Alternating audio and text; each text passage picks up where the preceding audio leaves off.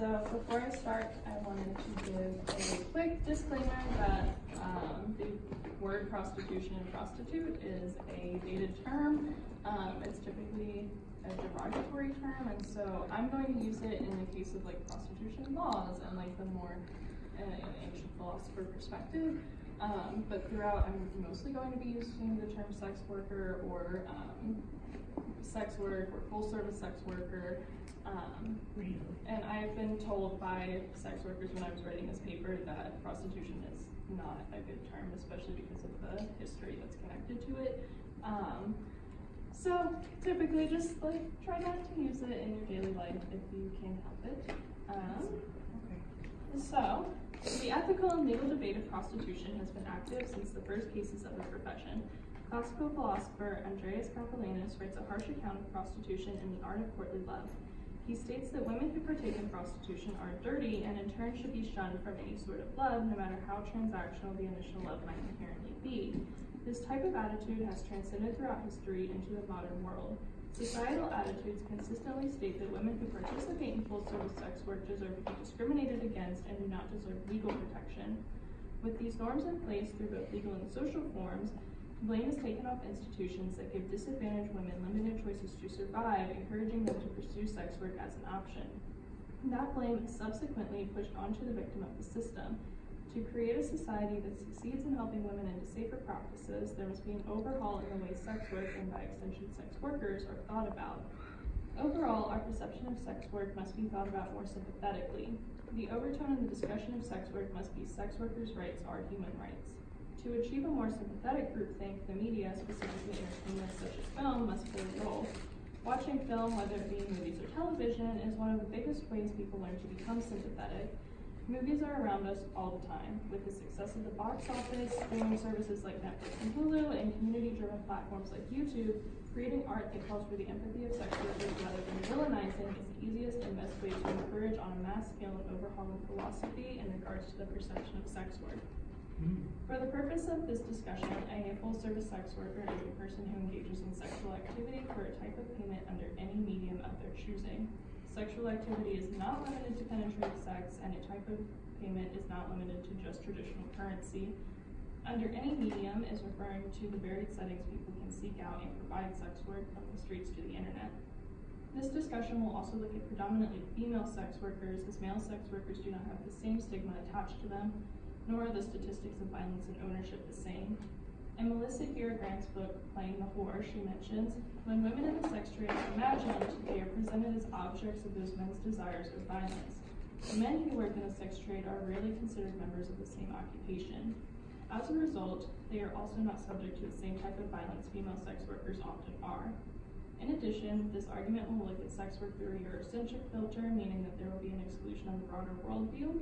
This is because socioeconomics and prostitution laws vastly differ between the East and West, whereas socioeconomics and political philosophy are narrowly similar between Eastern-based cultures.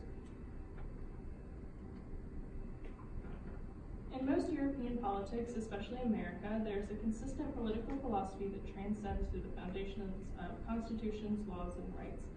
John Locke's theory of natural rights. Of course, this theory is full of sexism and racism, but it is unfortunately the one that Western culture countries hold onto as the absolute capital A philosophy.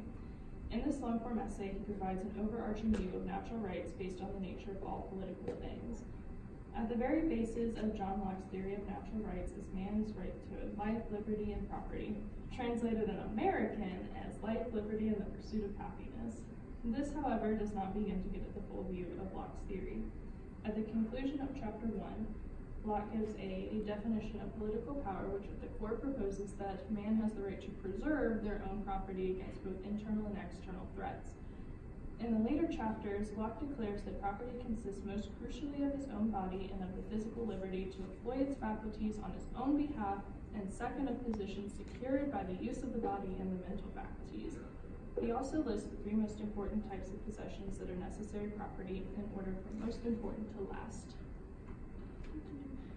The most important possession is the goods indispensable to the preservation of the body. These are items such as food, drink, and clothing. Second most important is land, including its natural resources. Third most important is money, to be able to preserve and obtain the first and second most important possessions. No matter which of these possessions you look at, they are all necessary to the body. When applying Locke's natural theory of rights and definition of property, sex workers are well within their rights to use their body as they wish under the condition it does not cause harm to others. Since sex workers are only using their own body and not the bodies of others, they are using their most vital form of property in order to obtain the most important possessions that are necessary in the preservation of the body. Locke also states that as a result of the invention of money, every man has the conventional right to obtain as much money as possible, however they deem necessary, as long as it does not impede on someone else's life, liberty, or property. As such, the exchange of money for any kind of service, including sexual, is not impeding on anyone's property, since the owner of the original property is consenting to give it away. This is why sex work and any other exchange of service for currency is acceptable under the natural law, while theft of money is not. Moving past the analytical philosophy of sex work into a more humanistic element, more often than not, sex workers are not looking to go into sex work for empowerment or just because they want to. Sex work is a means of achieving basic goods and retaining shelter for the purpose of preservation that also happens to work within the limits of their natural rights. Sex work is a result of women who have a lack of economic options and who are facing homelessness as a way of living or as a mere consequence to their poverty. In short, sex workers are really women who have money. In the UK, there was a study led by Leeds University and funded by Wellcome Trust that consisted of 240 sex workers. There were 196 women, 28 men, and 12 transgender people. The sex workers in this study were people who chose sex work by their own agency. This study researched why people chose sex work over other vocational means of money. Of those surveyed, 71% previously worked in skilled professions such as healthcare, social care, education, childcare, or charities. 33.7% previously worked in unskilled professions such as retail or fast food. When they expanded the sample size to 2,800, research showed that with more professional jobs, people were working more and getting less money, still losing their homes due to the inability to pay for their rent or mortgage, and generally received a more reliable income by combining sex work with other work.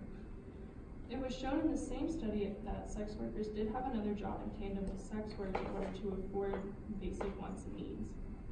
For most, sex work acted as a source of supplementary income to allow them to afford their most basic bills such as housing and food. An added benefit of choosing sex work as this second source of income is the agency of choosing their schedule. When working full-time in another job where, for all intents and purposes, one is the property of their boss as a laborer, it is far more difficult to choose one's own schedule. Those who have these jobs, especially those who work in the field of healthcare, are often working over 8 hours a day. As a result, it is more difficult to find a second job that would keep those manageable, as well as work around an already tight schedule. With sex work, not only do sex workers get to create their own schedule, but they can also choose when they want to take off without there being any ramifications. Now, what does this have to do with the movies? What role do they play in all of this? First and foremost, movies bring us into a world that we aren't used to. No matter how little you might relate to the protagonist, the way movies tell their stories encourages the viewers to align themselves with whomever the protagonist may be. Moreover, they encourage the viewer to root for the hero or the heroine and make the right choices. In addition, movies inspire their audiences to think and act certain ways. After Fight Club was released in 1999, real-life underground fight clubs sprung up across the United States and also globally, including New York's underground fight circuit. All the President's Men, 1976, told the story of two Post reporters, Bob Woodward and Carl Bernstein, who investigated the Watergate scandal. After the release of this film, not only did journalism schools across the U.S. experience higher enrollment numbers, but it also affected political attitudes about the press. After this movie released, research showed that liberal viewers felt more positively about the press after seeing the movie, whereas conservative viewers felt more negatively. So, if movies have this much control over how we perceive certain elements of the world, that means that the movie being watched frames sex work as a problem that has to be solved, the viewer will automatically look at sex work as an issue. On a more serious level, if sex workers are perceived as dirty and the villain, then the viewer will look at sex workers as irredeemable and on some level non-human. Just like most marketing, movies have a bad habit of using sex as a spectacle for the viewer. I know that at least one of you has seen a Lifetime movie, and chances are that Lifetime movie had some sort of cheating or a weird sexual encounter, probably murder was involved somewhere, or maybe you watched Game of Thrones, where historical accuracy is used as an excuse to glamorize sex and rape, at least in the first few seasons. And if you aren't into more violent forms of media, maybe you've seen the newest season of The Bachelor, because I certainly watched that, where Colton's virginity was a commodity all on its own. In other words, sex sells. Even in our most beloved movies, sex seems to be a primary focus. Rather, the sexual integrity of our heroines is the primary focus. In all of the movies with sex workers, two films reign above all: Breakfast at Tiffany's, 1961, and Pretty Woman, 1990. Something notable about these two films is that neither Audrey Hepburn's nor Julia Roberts' character are referred to as prostitutes. Instead, Hepburn plays a socialite while Roberts plays an escort. Just by that change in title alone, these films are setting their audience up to believe that the act of sex work is inherently bad. So bad, in fact, that well-known, well-loved, and well-off white women cannot possibly be classified as prostitutes. As well as the title change, both plots are centered around these women with major baggage, meaning fairly wealthy men who fall in love with these women, who don't want to fall in love with the man because of their baggage, but eventually fall in love anyway because they want a better life outside of the confines of sex work. In fact, part of the pull to our female characters is that, in the words of the Pretty Woman synopsis on IMDb, she surprises him about how unhookerish she is in certain respects. By the end of the movie, Holly and Vivian complete their stories by leaving their sex worker life behind and start anew to be better people. What is notable about these films is that it is the problem to be solved is the act of selling their body, instead of the problem being their economic circumstances that brought them to finding sex work as the viable option for them. Sex work is villainized as the problem at hand. Rather than putting blame on the economic baggage, the fact that these two characters are sex workers is the issue that they must be saved from. While in Vivian's case, she is successful at least in falling in love with a man richer than her, Holly takes a huge pay cut by deciding to be with Paul over continuing her occupation as a companion to rich men. And unfortunately, both of these stories parallel society's fascination with thinking sex work is the problem, rather than trying to critically analyze the institutional issues at hand. Now, I'm not saying that the solution is not to watch these movies. In fact, Breakfast at Tiffany is admittedly one of my very favorite films to watch. What I am suggesting, however, is to be more cognizant of the way sex work is valued, or rather not valued, in specific films. If we realize that movies do play a role in how we sympathize and perceive certain groups of people, then it is easier to reject notions that just philosophically are not correct, such as sex work is something that is dirty and a profession that people need saving from. Instead, focus on the big picture. Yes, there are problems in full-service sex work. The police brutality rates are high and the overall violence rates higher. However, that is not a problem of the woman pursuing sex work as much as it is the institution that makes it impossible for sex workers to be safe and help them survive. In addition to making an active change of what is thought about sex work and sex workers in your own mind, I also took the liberty of compiling a list of films that have a positive perception of sex work and the institution surrounding it. So these films are Funeral Parade of Roses, which you can rent on Amazon, Lilia Forever, which you can stream the English subtitles on YouTube for free, Cam, which you can stream on Netflix, Cleo from 5 to 7, which you can rent on Amazon, My Own Private Idaho, which you can rent on Amazon, and Pose, which is a TV series which you can stream on fxnetworks.com. Because if movies are going to affect us anyway, we might as well have a choice of what movies do affect us. Thanks.